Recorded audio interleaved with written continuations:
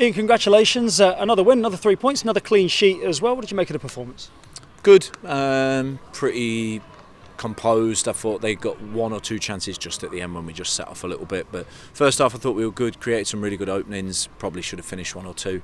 Second half we have control. We maybe don't create enough. I think we started just a couple of bad habits in the second half, playing to feet a little bit too much without enough runs beyond. But all in all, I thought we looked pretty controlled through the game. It felt like a very well managed game. Yeah, and we knew that. We obviously had a slight eye on the other results. We saw Grimsby were 2-0 up at half time, and at that point, there's a little bit more tension on it. But we just decided to take care of our own stuff, be calm, play the game right, and I thought we well deserved the win. Did you follow their results at all during the second half when they were conceding and then scoring and then conceding again and eventually ended up drawing 4-4? Well, at 2-0 we felt like if they went out and got a couple of goals early in the second half, it can put a real fine balance on things because the margins are so small then. So we had one eye on it, but we just knew that we had to take care of ourselves first and foremost, and we did that. Fiery game at times as well.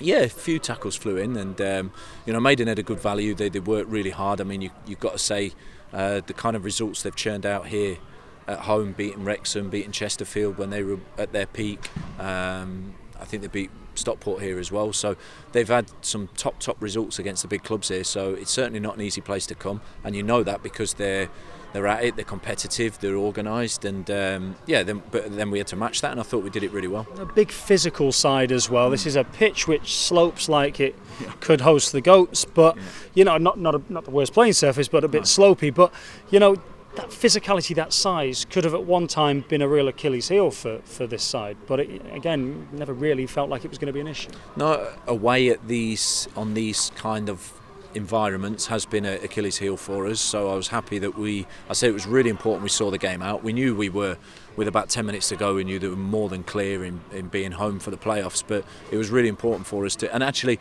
I said I didn't mind the fact that we had to defend the goal a little bit last 10 minutes because undoubtedly in the playoffs we're going to have to do that through some moments, so I thought that was good. I thought we managed the game really well.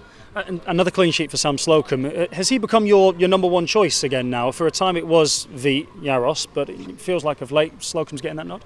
He's got the nod the last two games, and each game we take and the training comes into account as well. But what's happened is the two boys have been brilliant, along with Tiernan, who's had a great loan spell, I should say, and has come back. And the three of them, together with Tom, the keeper coach, have pushed so hard, and I think the level's gone up on the goalkeepers because of the competition there. So it's not easy to choose between the two. Both have slight different skill sets, and then we have to decide which one best fits the game. But recently I think Sam's done excellent since he's come back in. Kyle Wootton and Kyle Cameron were both taken off. I assume that's cotton wool stuff with the playoffs in mind. Yeah, both planned. What's just with his back that he had the other week, we didn't want to push him through night if we didn't feel we needed to.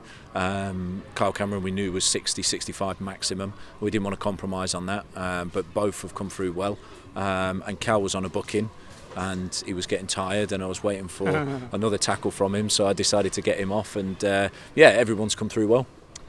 Looking ahead, it's obviously going to be Grimsby at Meadow Lane now. How important was it, do you think, in the end that you were able to secure that home playoff quarter-final?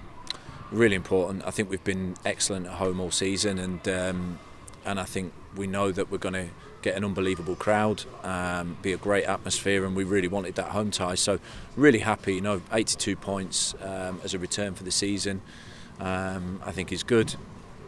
Of course we would have always liked to be in that top three, but I think it's been so competitive this year up there that we haven't quite made it, but we get this first home tie, we've got to deal with that, and hopefully we can put a good performance in there. I think the crowd was brilliant today, fantastic turnout, some top fancy dress outfits as well. Do you have a favourite? Yeah, Hulk Hogan. I like Hulk Hogan. I saw him second half and I was impressed with that. And there was a big dinosaur, but he disappeared. I don't know if he was allowed to wear that or not. He was a bit deflated, I think. Yeah, he came in. It looked great when he came in, but there were some good ones though. I mean, second half when the game got a little bit boring, I was just picking them out in the crowd, so it was good.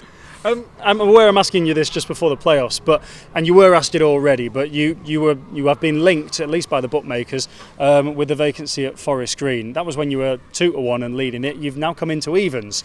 Has there been any sort of interest there? Have you heard anything? No, I haven't heard anything, and I'm not I'm just focused on only what I'm doing here. That's all I've been focused on. Everybody else wants to screenshot me the odds or send me them and tell me what's happening. For me, my only interest is to try and get this team promoted. We are focused only on this game. Now I'm focusing on the playoffs and nothing else. And the rest is, like I said before, you know, every time you get linked with teams a few leagues high, which is several times this year, I just take it as credit for the work that we're doing.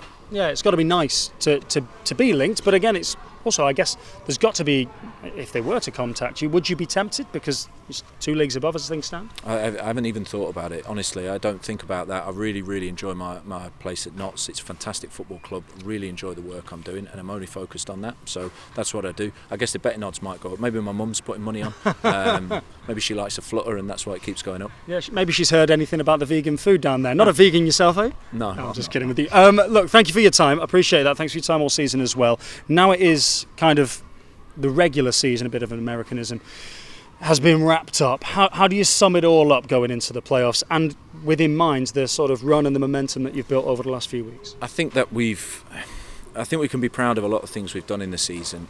We've played some really good games. I think we've played some outstanding football at times.